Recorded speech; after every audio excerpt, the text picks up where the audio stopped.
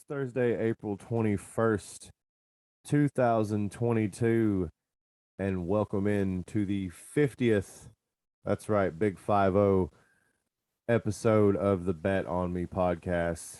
I couldn't be more excited about it, guys. I can't believe that I've done the podcast this long. I can't believe I've put in this many episodes, but we're going to keep it going. We're going to see how far we can take it and see what happens with it. And we're going to get right into things tonight. Well, let's go ahead and talk about last night's games. How the Celtics are up on the Nets 2-0 after the Nets were one of my early picks to win the NBA championship. Boy, could I not have been more wrong. I mean, I just thought KD and Kyrie would be able to take it to that level. But, it's just 2-0. They played in Boston. Kyrie's really not playing that great in Boston. He is, but it's not really amounting to anything. He's putting up points, but it's not getting them wins. Anyway, when they go back to the Nets, we'll see if they could tie it up because it's not over yet. It's not looking good, but it's not over until it's over, and the Nets still have a couple chances to get back in this game, in this series, and see if they can make a play and a run for an NBA championship. Also, in overtime last night, we had the Sixers and the Raptors. 76ers barely beat them and beat on a three. How that happens, I don't know. But, Joel Embiid, the process, whatever you want to call him. Scott Harden there now. Embiid, he had a double-double, 33, 13. It's pretty good. So now they're up 3-0 on the Raptors, which I don't think surprises anybody, to be honest with you. But these teams have to have somebody to play, right? The Raptors really don't stand. I don't even know who plays for the Raptors, to be honest with you. I don't even know half the roster, and that's not a knock on the Raptors. It's just, you got to at least have somebody on there that can dominate the ball a little bit. All these teams have people. The Celtics have Tatum and Brown, and the Nets have KD and Kyrie, and the Sixers have Harden and Embiid, and who do the Raptors have? I have no idea. The Bulls last night got back into it, so the series is tied 1-1. They beat the Bucks at home at the Bucks house. The Bulls 114-110. So, DeRozan, he dropped 41, man. DeRozan, he's that mid-range guru. Got that Kobe-esque type fadeaway jumper from mid-range there, playing like those old guys back in the day. Giannis had 18 rebounds, 9 assists, 33 points. That's nothing to sneeze at all. Giannis is doing his damn thing. But, Middleton, he shows up when he wants to. He's not really somebody I would be relying on all the time because you can't just rely on Giannis.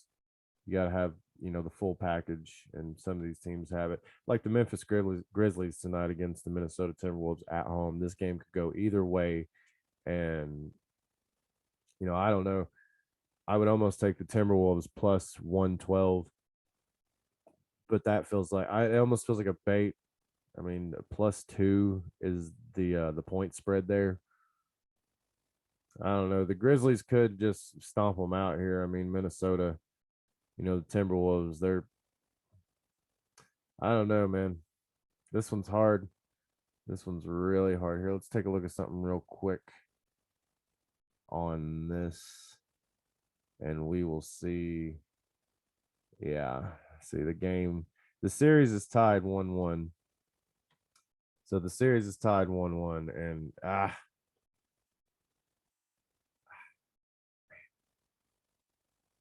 this just feels like one of those series that it really, like, home court doesn't really matter as much.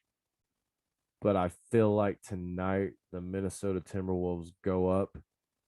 I say they lose their next game at home, but I'd say tonight at home, traveling back home, being at home, sleeping in their own beds, all that, sports talk. I think they get it done tonight. I'd go with the Minnesota Timberwolves plus 112 on the money line. I like that tonight. We got the Dallas Mavericks and the Utah Jazz. Now, the series is tied 1-1, which I don't understand how. because the Mavericks should have lost game 2 at home. But tonight, game 3, Utah Jazz. Not a lot of love for the Utah Jazz. The fans out there are some of the nastiest, they say. And I think they get it done tonight, and so is the sports book. It's minus 320 on the money line, minus 7.5 on the point spread. I'd probably take that point spread at 7.5. The total's 209.5. I don't know about all that. It probably could go over being the Jazz. The Jazz usually score a lot at home.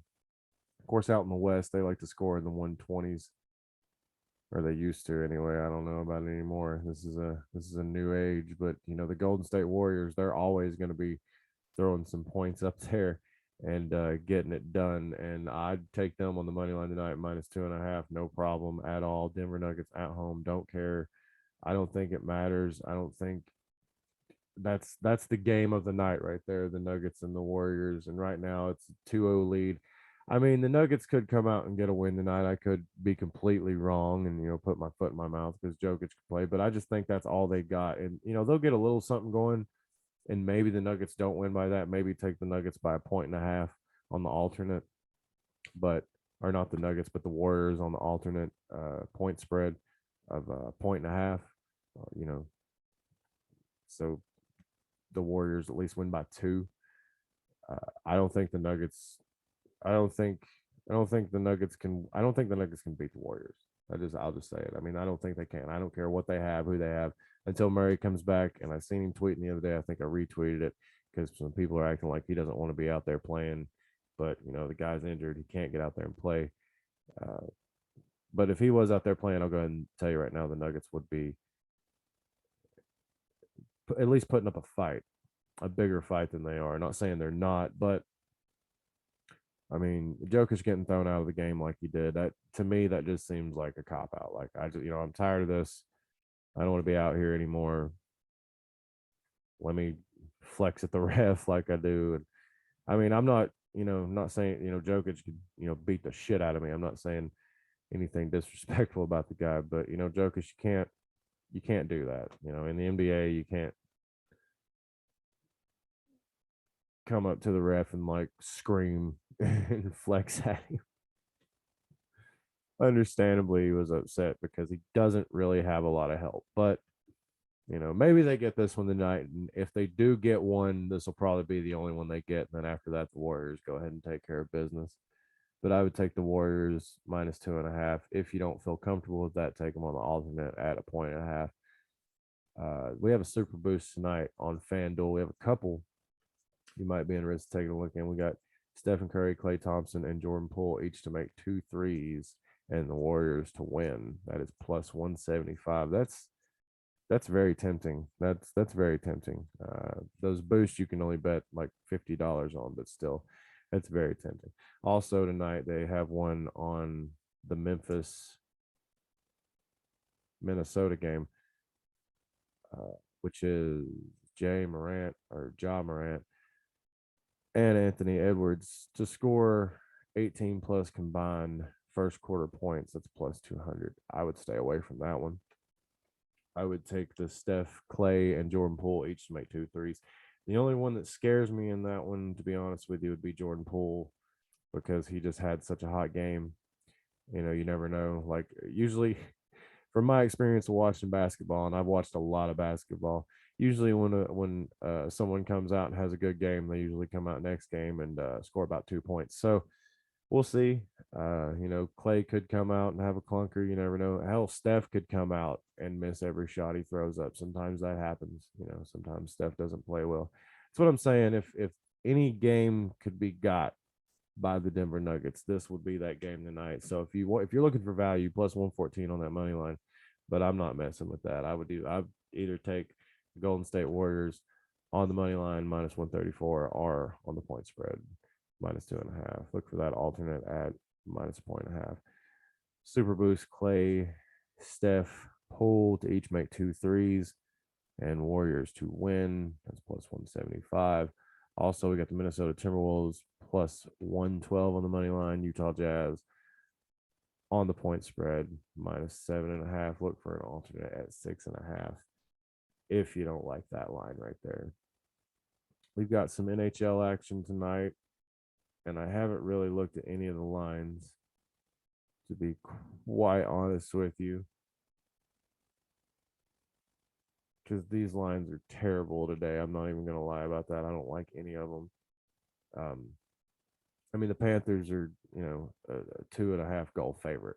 I mean, that just tells you to stay away. Like, all that tells you to stay away. If I don't like heavily favored days like that in hockey, because it never works out like that. And then when you think you're like, oh, I'm going to beat the system and I'm going to bet the other way because there's no way this, no. They end up winning by 5 damn goals or 7, so it hits the over and they cover. And hockey's a hell of a sport to bet on. I've won some money on it though. Let's see here. We got some baseball going on. Actually, right now, the New York Yankees and the Tigers are playing. The Yankees are up 1-0. Or not the Yankees. The Tigers are up 1-0 on the Yankees in the 8th inning. So that's very interesting. Total's still setting at 2.5 on that one. Plus 112 on the 2.5 under there. Might jump on top of that one right there. San Francisco Giants, the New York Mets. New York Mets 5-1 over the San Francisco Giants currently. And what else? So we got a whole lot of baseball going on right now live. Chicago White Sox down a couple scores to the Guardians, 4-1. The Guardians are looking pretty good this year. I mean, and I'm gonna go ahead and say this logo they got with the G and the wings over the baseball. I'm liking that. I'm liking that a lot. Okay, so 4-1 over the White Sox is the Cleveland Guardians. Toronto Blue Jays is knocking a few out of the park, I guess, over there in Boston. Boston is down 2-0 in the 6th inning. Cleveland Guardians game in the 6th inning. Minnesota Twins 1-0 over the Kansas Royals in Kansas. We got that in the 4th inning, and we've got the Baltimore Orioles set to take on the Oakland Athletics. That one is set to start here pretty soon. Also, Pittsburgh Pirates taking on the Chicago Cubs. Chicago Cubs always, where they play, but the Pittsburgh Pirates coming in, they should get that one done, I think, plus 142 on the money line. I like that one. Also, you got the St. Louis Cardinals taking on the Miami Marlins. I'm going to take the Miami Marlins there. The Miami Marlins minus 134 on the money line. Guys, I'm just out here giving out bets because it's the 50th episode. I just don't want to get off the mic right now, to be honest with you. But that's the show. Honestly, that's about all I see tonight that I like. I just kind of get on here, tell you what I see, tell you what I like by the sports book, look at some stats, go over some things, listen to pundits ramble, watch a few shows, and give my opinion. It's as simple as that. But mostly I just get on here and look at the lines and let them tell me what to take. Sometimes I'm wrong and sometimes I'm right, but I'm usually not all completely wrong. So make sure you tell these bets responsibly, because I do hit some and I do miss, and I do hit a lot of parlays, a lot of 3-leg, 4-leg parlays, but not always. So make sure you throw a little bit on each of those individually, sprinkle it all across the board, and then throw a whole stack on it, and make sure you go out there and bet it all, guys. Thank you so much for watching. And once again, this is Daniel Perkins for the Bet on Me podcast, number 50. Guys, thank you so much. Make sure to like, subscribe, follow, all that good jazz. We're going to keep them coming. We're going to get to 100. We're going to see how far it goes.